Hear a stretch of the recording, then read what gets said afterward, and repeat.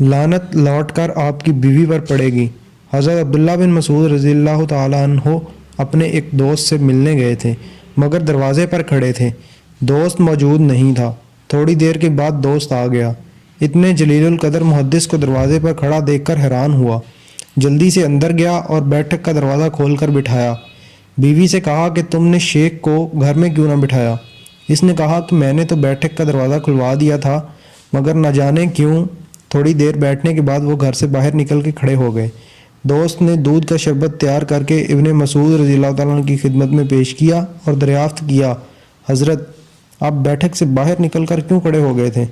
حضرت عبداللہ بن مسعود رضی اللہ تعالیٰ عنہ نے بات کو ٹالنا چاہا مگر ان کا دوست کب ہار ماننے والا تھا، بار بار ان سے پوچھتا رہا۔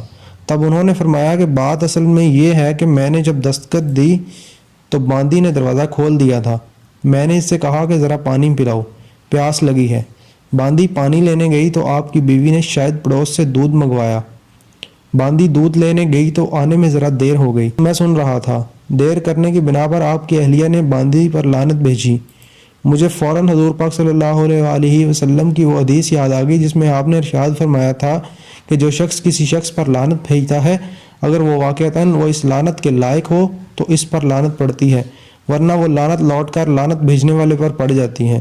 میں نے دل میں سوچا کہ ممکن ہے وہ باندی لعنت کے قابل نہ ہو تو لازماً وہ لعنت لوٹ کر آپ کی بیوی اور اس کے گھر پر پڑے گی، لہٰذا میں نے خیریت اسی میں سمجھی کہ جلد جلد اس گھر سے باہر نکل جاؤں جس پر لعنت پڑنے کا اندیشہ ہو۔ میرے دوست، زبان کے معاملے میں بڑی احتیاط کی ضرورت ہے۔ یہ زبان وہ چیز ہے جو بڑی بڑی عبادتوں کو چند لمحوں میں غارت کر دیتی ہے۔ اگر آپ کو ہماری ویڈیوز پسند ہیں تو مہربانی کر کے ہمارے یوٹیوب چینل کو ضرور سبسکرائب کریں۔ جزاک اللہ خیر۔ دن کی بہترین ویڈیوز دیکھنے کے لیے ڈیلی مورل ویڈیوز کو ضرور سبسکرائب کریں۔